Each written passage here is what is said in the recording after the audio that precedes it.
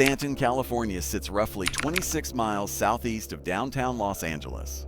In 2002, it was home to the Smoke Tree Condominium Complex, a quiet family neighborhood where garage doors stayed open and neighbors treated the central courtyard like a shared patio. Children played freely in that courtyard. Parents felt safe. Among those children was a 5-year-old girl named Samantha Runnion. Samantha lived with her mother, Erin, who worked as an analyst for British Petroleum in Long Beach. Erin had chosen Smoke Tree specifically because it felt secure and welcoming. Samantha was the kind of child who hid when her mother came home from work, then jumped out to surprise her. She loved sunflowers and superheroes. She kept a poster of Hercules above her bed. She had just finished first grade. On the evening of July 15, 2002, Samantha and her 6-year-old friend Sarah were playing a board game outside. Samantha's grandmother was nearby, watching over them while Erin was still at work. Around 6:30, a green car drove past the girls. It circled the block, then came back. A man got out. He asked if they had seen a puppy. He said he was looking for his missing chihuahua. Samantha asked how big it was. Without warning, the man grabbed her. She kicked and screamed. She shouted to Sarah to go get her grandma. The man dragged her into the car, slammed the door, and sped off. Search teams mobilized immediately. Volunteers poured in. Despite Sarah's young age and the trauma of what she had witnessed, she provided investigators with critical details. She described the man as having slicked back black hair and a black mustache. She described the pale green car.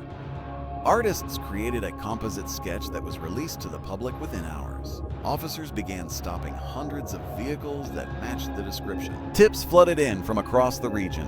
The story captured national attention. Parents who had always felt safe in Stanton suddenly questioned everything. 24 hours after Samantha was taken, a 911 call came in. A hang glider had spotted something near Lake Elsinore, close to the intersection of Killen Trail and Ortega Highway, roughly 50 miles from Samantha's home. The caller was panicked, barely able to speak. He said he had found a dead body. For a little kid, a baby. He thought it might be the girl from the news. He said he had a 3-year-old of his own. He begged the operator to hurry. Investigators arrived and confirmed what they had feared. It was Samantha. She had been sexually assaulted. She had suffered at least 2 blows to the head. The pathologist determined she died from mechanical asphyxiation through compression of the neck, with the head trauma contributing significantly. Her body had been posed in a graphic, sexually suggestive manner. An FBI agent later described it as a calling card, a challenge, a signal that the killer believed he would strike again. The estimated time of death was between 8:0 p.m. on July 15th and 2:0 a.m. on July 16th. Samantha was 1 week away from her 6th birthday. Erin had already chosen most of her presents. More than 500 FBI agents joined the case. Orange County Sheriff Michael Corona spoke directly to the killer during a press conference. He looked into the cameras and said, "Don't sleep, don't eat, because we're coming after you." But it was the residents of Stanton who found themselves unable to sleep. Garage doors that had always stayed open were now locked. Gates were secured. Fear had taken hold. More than 2,000 tips came in. Then a woman named Tammy recognized the sketch. She contacted police and suggested the man they were looking for might be Alejandro Avila, a 27-year-old man who stood 6 feet 2 inches tall and weighed 240 pounds. He bore a striking resemblance to the drawing. Alejandro lived with his sister Elvira in an apartment on Riverside Drive in Lake Elsinore, only 10 miles from where Samantha's body had been found. His mother Adelina and his other sister Adelita lived in the same complex. On the day Samantha was abducted, Alejandro was supposed to prepare dinner for his family, scheduled for between 6:30 and 6:30 p.m. Instead, he spent the afternoon and evening driving across Southern California. Bank records showed he withdrew cash from a Bank of America ATM in Lake Elsinore at 5:18 p.m. Over the next several hours, he stopped twice at different gas stations before checking into a Comfort Inn shortly before 9:00 p.m. Investigators retraced his exact route 1 week later, starting at the same minute he made his ATM withdrawal. They stopped at the Smoke Tree Condominium Complex, the location where Samantha's body was found, and both gas stations. The total distance was approximately 202 miles. The direct driving time was roughly 3 hours and 24 minutes, or 3 hours and 40 minutes when factoring in each stop. The timeline was consistent with being at the complex when Samantha was kidnapped and at the remote site where her body was discovered before checking into the hotel. During the test drive, investigators reached the complex at 6:17 p.m. and arrived at the Comfort Inn at 8:57 p.m. Alejandro's sister later mentioned he was familiar with the area where the body was found. She even recalled visiting that location with him once to watch a meteor shower. The day after Samantha was abducted, Alejandro told his sister he had spent the previous day at the beach. During their conversation, she noticed a fresh scratch on the inside of his knee. He said he caught it on the leg of a baby gate at home. But the gate was made of smooth plastic with no sharp edges. DNA consistent with Samantha's profile, so rare it would be expected in fewer than one person in a trillion, was discovered inside his car. DNA matching Alejandro's genetic profile was found in scrapings taken from beneath Samantha's fingernails, with a probability of occurring in roughly one person out of 600 million. His 1994 Ford Thunderbird matched parts of the description given by Sarah, and the vehicle tires were consistent with the tracks found near the site where Samantha's body was discovered. Shoe prints and a single footprint were found near Samantha's body. None of the shoes recovered from his apartment matched those impressions. However, surveillance footage from one of the gas stations showed him wearing what appeared to be athletic shoes. Records confirmed that in September 2001, he had purchased a pair of shoes in size 12 from a local store. The shoebox was found during the search of his apartment. The shoes themselves were missing. What made officers even more concerned was that Alejandro had previously been on trial over the alleged sexual abuse of 2 young girls. He had been acquitted. His mother maintained the allegations were fabricated by a former girlfriend seeking revenge. She insisted her son was innocent, that he was gentle with children, that he had been especially cautious after his previous trial. She provided him with an alibi, saying he was shopping at a local mall. He denied any involvement. Sheriff Corona stated publicly that law enforcement had no doubt they had arrested the right person. He struggled to contain his emotions as he addressed the media. He reminded everyone of his earlier warning to the suspect. More than 250 people gathered outside Samantha's apartment complex, leaving flowers, teddy bears, and cards at a growing memorial. Aaron, visibly moved, urged the crowd to look after one another and to protect all children. Samantha's father, Derek, echoed her words through tears. He asked parents to watch their children, to keep an eye on them, to never let them out of their sight. Investigators worked to determine whether Alejandro had prior familiarity with the apartment complex. A man named Luis, the foster brother of Alejandro's former girlfriend, told reporters that Alejandro had visited the complex before to see his former partner's 11-year-old daughter.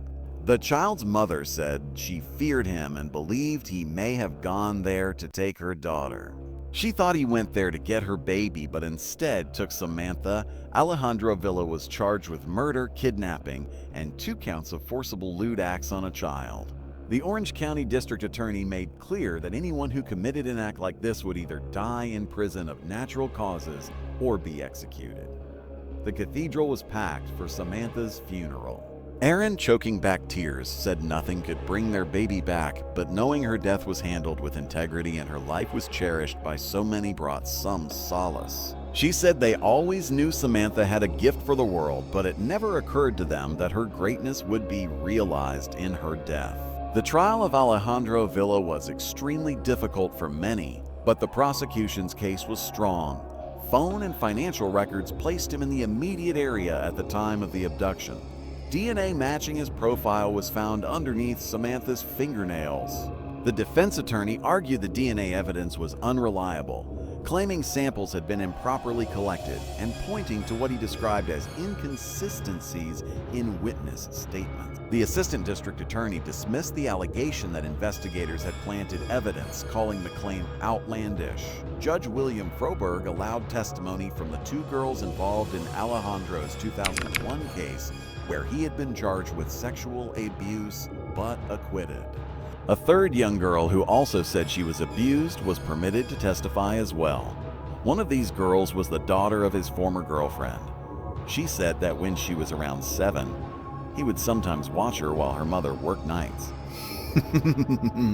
He would abuse her while he was supposed to be caring for her. This happened on several occasions over the course of a year. She said she also witnessed him abuse her cousin. He was charged and tried, but as there was no physical evidence, it was their word against his. His sister testified that after his acquittal, they were watching the film Double Jeopardy, and he allegedly told her he could do anything he wanted to that little girl and couldn't be charged because of double jeopardy. His former girlfriend said that when they were together, he showed little interest in intimacy and sometimes asked her to dress in what was referred to as junior-style clothing. Another man testified that Alejandro had once been his roommate, and upon moving out, child sexual abuse imagery was found in his bedroom. The third girl to accuse him said that when she was 11, she had been abused by him. She said he told her if she said anything, someone could be killed. A computer had been seized from his sister Adelita's apartment. She testified she had never accessed inappropriate material on it. Her mother didn't know how to use the internet. Alejandro had access to it. An investigator who specialized in computer-related offenses analyzed the computers. He described numerous images of children in sexually abusive acts. These had been deleted, but he was able to recover them. At 4:43 a.m. on July 14, 2002, the day before Samantha was kidnapped, someone used that computer to print a multi-page story involving an adult male abusing young children. The investigator uncovered a record of a chat room conversation from someone using the name Girl Lover and a person in Finland. Both said they liked girls under 12. The person in Finland asked what it was like living in California. Girl Lover said, "I live 4,000 feet in the mountains where you can do anything to little kids." After nearly 9 hours of deliberation over 2 days, an Orange County Superior Court jury made up of 8 men and 4 women returned with a unanimous verdict. The jury found 30-year-old Alejandro Avila guilty of kidnapping, sexual assault, and murder. As the verdicts were read aloud, Aaron gasped and broke down in tears. Across the jury box, 2 jurors also wept. At the defense table, Alejandro sat hunched between his attorneys, staring downward, showing no visible emotion. The jury reconvened to determine his sentence. Erin was given the chance to address her daughter's murderer in court. She said Samantha fought. She knew she fought. She knew she looked at him with those amazing brown eyes and he still wanted to kill her. She said she didn't understand it and never would. His defense team asked the jury to reject the death penalty, arguing the crime was not premeditated but impulsive, shaped by a deeply traumatic upbringing. The jury rejected this argument and recommended a death sentence. The judge agreed. For the temporary gratification of his lust, the defendant destroyed an entire family's future. He has forfeited his right to live. Jury foreman Terry Dancency said the hardest moments came when they were shown photographs documenting the injuries Samantha had suffered. He said if anyone in Orange County had ever deserved the death penalty, this man did. Just imagine that little girl up on that hill. She just knew she'd be saved, but no one came. Alejandro attempted to overturn his conviction by appealing to California's Supreme Court, arguing intense media coverage had made a fair trial impossible and that the judge had made multiple legal mistakes. The California Supreme Court upheld his sentence. The justices stated the trial had not been biased, and the evidence overwhelmingly supported both the conviction and the sentence. In the wake of Samantha's murder, Governor Gray Davis ordered a statewide expansion of child abduction alerts, ensuring emergency messages would appear on electronic billboards along California's freeways. According to Sheriff Michael Corona, the initiative proved highly effective. All 47 Amber Alerts issued under that expanded system resulted in children being safely returned home.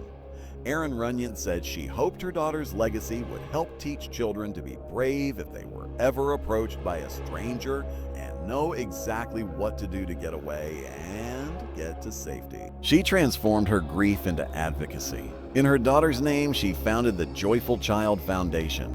The organization works on initiatives such as community child safety networks, research into preventing repeat offenses by convicted abusers, and a range of other programs focused on child protection and abuse prevention.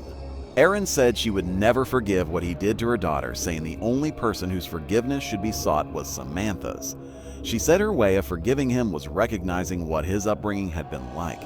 She had sat and listened to what had happened to him as a child. Stories of him and his siblings being tied up and beaten. It's no excuse for what he did at all, she said. But it is a fact that he was a victim of horrible crimes himself as a child. We need to prevent crimes against all children. I tell his story for a lot of reasons. People tend to think about child murderers as monsters, but we need to understand what creates these monsters is this cycle of violence. Erin also connected with Jan Smutny, whose daughter Katie Smutny's case had inspired Katie's law at a federal level. This measure provided funding for states to collect DNA samples from anyone arrested for a violent felony. Previously, DNA testing was required only after a person had been convicted. Erin said she was very moved to hear that Jan had been inspired by her victim advocacy work. Samantha Runnion was only 5 years old, but she left behind a light bright enough to change lives far beyond the small courtyard where she had spent her days playing. She was clever, imaginative, and full of the kind of courage that only children seem to possess. As we remember Samantha and the legacy built in her name, it's also important not to forget the little girl who was with her that day. Despite the trauma she endured and the fear she must have felt, her bravery at such a young age played a crucial role in setting the investigation in motion. Her quick thinking and ability to recall vital details undoubtedly helped guide detectives toward the truth. Erin went to Sacramento, Washington, and anywhere else she needed to go to get laws changed. Part of the reason I think I have managed to continue this work for 20 years is because I know that most parents can't. And as long as I can, I try to be a voice for Samantha and for every child who needs one. Just about any child protection legislation you can name, from keeping predators away from kids to sexual exploitation on the internet, Erin and her foundation have had a hand in getting them passed. I like to think that it wasn't for nothing that a lot of children have been protected because of her. Erin Runnion has refused to let Samantha's story end with tragedy. She changed that grief and anger into purpose. Through the Joyful Child Foundation, she has built something extraordinary, a nationwide movement. Because of this work, thousands of children have taken safety classes that teach them how to recognize danger and how to trust their instincts, as well as self-defense. Communities have been trained. Law enforcement has partnered with volunteers. Every lesson taught, every child reached, and every life protected is now part of Samantha's legacy. Her story continues in the strength her mother found and in every child who is safer today because of Samantha.